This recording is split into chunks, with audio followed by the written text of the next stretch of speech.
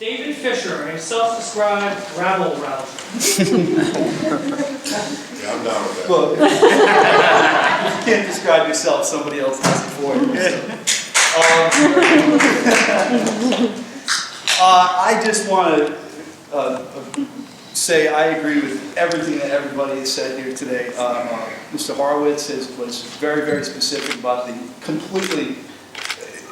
non-necessity of this bill. There are already laws on the books if we choose to prosecute people that block off highways.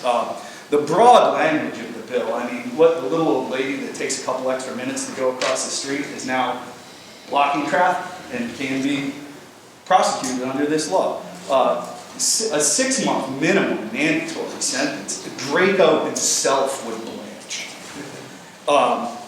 One of the things that really disturbs me about this entire pseudo-conversation that we're having around this issue is, have we made strides in the civil rights movement in this country? Of course we have. There's a black man in the White House. Members of every minority community have risen up to the tops of companies and in the military and in our police forces.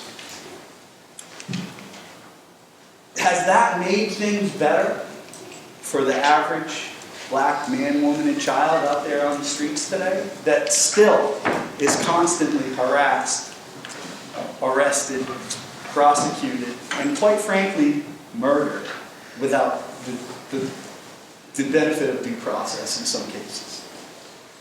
This protest that was out on those highways on 93 in Boston and here in Providence were not about Ferguson.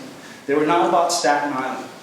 They're about the stagnation of the civil rights movement in this country since 1965. Because regardless of the fact that there's a black guy in the White House, it doesn't change the reality on the streets for people of color. It just doesn't. Okay?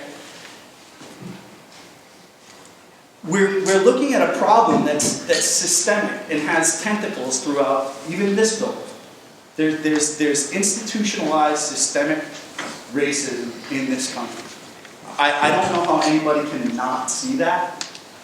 This protest was, to me, I saw it as a call to all of the good men who are standing by idly while evil flourishes. Because that's what letting this racism and this bigotry continue in our society is. It's evil. And it corrodes and erodes our entire society, our entire country. I'm a little concerned that I don't see here anybody from the Attorney General's office in favor of this bill. Nobody from the state police. Are you here to testify, sir? Sir, we don't ask questions. Okay.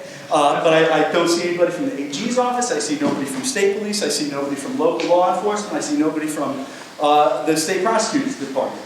There's just it seems like nobody who's in law enforcement is putting their weight behind this bill. And that should tell you something. Lastly, and this is, I'd like to finish with a nice metaphor.